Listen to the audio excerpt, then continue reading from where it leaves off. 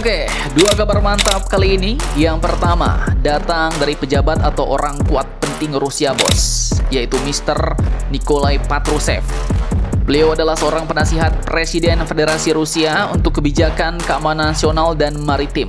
Dan dulunya juga pernah menjabat sebagai Sekretaris Dewan Keamanan Rusia, sebuah jabatan yang super strategis nih, setara dengan Kepala Intelijen atau Menko di level keamanan. Nah, jadi baru-baru ini ternyata beliau telah mendatangi kantor PT PAL Indonesia, galangan kapal perang kita, bos. Dan bahkan ia juga mengatakan, kami punya semua teknologi kapal perang yang dibutuhkan dan siap berbagi dengan PT PAL. Nah loh, pertanyaannya, apakah akan ada kerjasama baru lagi antara Rusia dan Indonesia? Bagaimana pernyataan lengkapnya? Setelah ini kita kupas. Kemudian kabar kedua mengenai rencana pembentukan dua Kormada baru di Indonesia nih, bos. Jadi seorang pakar pun akhirnya buka suara menjelaskan soal kebutuhan kapal perang apa yang mestinya dimiliki oleh dua Kormada itu. Nah loh, lantas pertanyaannya, kapal-kapal perang apa sajakah itu? Menurut analisis dan pemahamannya, apakah Kormada-Kormada baru itu butuh yang namanya kapal destroyer? Penasaran beritanya? Cus, mari kipas, mari kita kupas berita lengkapnya satu per satu, bosku.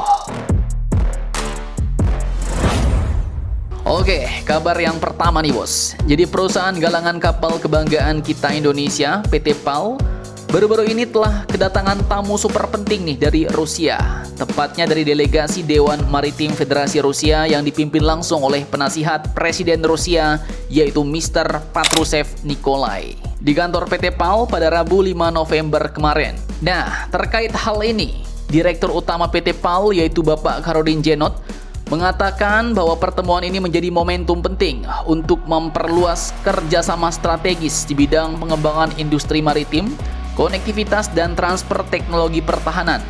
Beliau mengatakan bahwa PT PAL butuh yang namanya strategic partnership untuk dapat support di bidang teknologi, supply chain, SDM, dan sistem digital, di mana itu memiliki potensi untuk kolaborasi dengan pihak Rusia, bos. Mulai dari kapal perang, kapal komersial, hingga bidang energi maritim terbarukan, ujar Bapak Kharoddin dalam siaran pers yang diterima pada Kamis 6 November kemarin.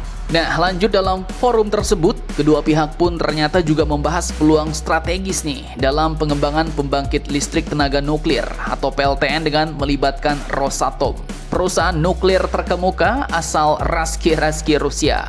Kemudian, selain aspek teknologi, disebutkan juga penguatan sumber daya manusia turut menjadi perhatian utama, bos. PT PAL Indonesia dan pihak Rusia katanya menjajaki kerjasama dalam bentuk program vokasi, pelatihan teknis, serta magang industri. Dan kerjasama ini diharapkan mampu membuka ruang transfer pengetahuan baru bagi generasi muda maritim Indonesia, ujar Bapak Kharoddin Djenot. Nah, sementara itu di sisi Rusia, penasihat Presiden Federasi Rusia, Mr. Patrushev Nikolai ini pun menegaskan bahwa pihaknya terbuka dengan semua potensi kerjasama di bidang maritim meliputi teknologi pertahanan. Dan ini yang mantapnya nih, bos. Beliau pun mengatakan bahwa Rusia memiliki semua teknologi kapal perang yang dibutuhkan, dan kita ingin membaginya dengan Indonesia lewat PT PAL yang kita tahu telah melalui perkembangan yang sangat pesat, ujar Mr. Patrushev. Mantap jos nih, bos. Jadi selain penjajakan soal pembangkit nuklir, ternyata Rusia pun kini menyatakan siap berbagi semua teknologi kapal perang yang dibutuhkan Indonesia. Nah, pertanyaannya nih, apakah PT PAL akan sanggup menerimanya, teknologi-teknologi kapal perang Rusia yang gacor-gacor itu? Apakah bakal ada kerjasama baru lagi? Mari kita nantikan saja berita selanjutnya, bosku.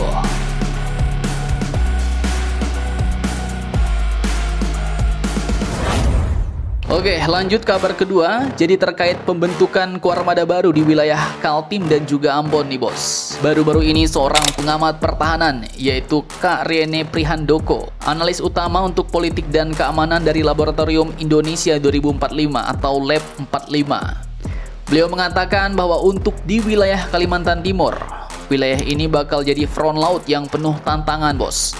Ancaman di sana memang bukan perang besar-besaran, tapi ancaman abu-abu, mulai dari perombakan, penyelundupan, terorisme laut sampai kapal asing yang suka berkeliaran tanpa izin. Riene pun menilai bahwa untuk menghadapi situasi sekompleks itu, TNI Angkatan Laut pun butuh armada yang cepat, fleksibel, dan efisien. Pertama, katanya, Kuarmada Kaltim butuh yang namanya kapal cepat rudal. Kapal kecil tapi punya sengatan rudal yang mematikan, dan ini cocok untuk patroli dan serangan cepat di perairan sempit, bos.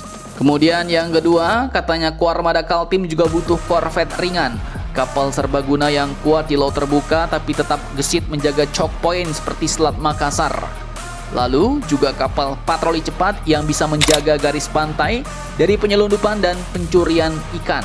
Nah, tak cuma itu, bos. Beliau juga menekankan pentingnya kapal bantu logistik dan tanker agar armada di Kalimantan Timur bisa bergerak terus tanpa bergantung ke pangkalan utama. Apalagi kawasan ini pun dekat banget nih dengan ibu kota Nusantara, bos. Pusat pemerintahan baru yang wajib dilindungi 24 jam sehari. Kemudian katanya kapal amfibi jenis LPD atau LSD juga dibutuhkan. Bukan cuma untuk operasi militer, tapi juga untuk dukungan bencana dan evakuasi logistik ke IKN kalau darurat terjadi. Dan kalau bisa, di Kaltim tambah juga nih kapal intelijen atau kapal survei bawah laut buat mendeteksi aktivitas mencurigakan dan gerakan kapal asing. Kemudian lanjut soal kapal selam nih, bos. Jadi ya, Kak Riene bilang bahwa Laut Kalimantan Timur ini relatif dangkal. Jadi bukan arena utama, bos, untuk main sembunyi-sembunyian di bawah laut. Namun kalau operasinya diperluas ke utara mendekati Filipina, maka kapal selam pun tetap bisa jadi kartu rahasia yang menakutkan. Nah, itu tadi armada-armada yang disebut cocok untuk calon Kuarmada 4 di Kalimantan Timur. Sentralnya Indonesia, bos. Lantas, bagaimanakah dengan Kuarmada 5 di Ambon? Oke, jadi kalau armada di Kaltim tadi jadi perisai, maka Kuarmada Ambon ini adalah tombaknya Indonesia, bos. Menurut Ibu Riene Prihandoko dari Lab 45 ini, posisi Ambon ini luar biasa strategis. Lautnya dalam, terbuka ke arah selatan dan langsung menghadap ke Australia serta Pasifik. Ini artinya, wilayah ini pun bukan cuma titik jaga, tapi pintu menuju samudra luas. Beliau pun menilai bahwa karena karakter lautnya berbeda, maka kapal yang dibutuhkan pun jauh lebih berotot. Pertama, katanya, Kuarmada 5 ini butuh frigate dan korvet berukuran sedang yang bisa melaut jauh, lengkap dengan sistem radar, rudal, dan anti udara. Kemudian yang kedua, kapal cepat rudal untuk respon cepat dan pengamanan rute antar pulau. Ketiga, kapal amfibi dan kapal bantu logistik agar armada bisa bergerak bebas tanpa tergantung suplai darat. Dan keempat, Kuarmada 5 katanya butuh kapal survei hidrografi untuk memetakan laut Banda yang dalam dan berbahaya. Tapi yang paling menarik, kata Riene, adalah potensi operasi kapal selam karena Laut Maluku dalam dan kompleks, bos. Kapal selam pun bisa jadi mata dan taring tersembunyi Indonesia untuk mengintai musuh dari bawah, melacak kapal asing, bahkan menyergap tanpa suara. Nah, dengan formasi itu, Kuarmada Ambon katanya bisa memainkan peran ofensif nih. Memperkuat jangkauan operasi hingga ke Laut Banda, mendukung Kuarmada Sorong, dan menjaga seluruh pintu timur Nusantara. Mantap, mantap, jos. Jadi dua Kuarmada baru, dua karakter berbeda. Kalimantan Timur sebagai perisai pertahanan IKN dan Kuarmada Ambon sebagai ujung tombak ke Pasifik. Mantap, mantap, jos.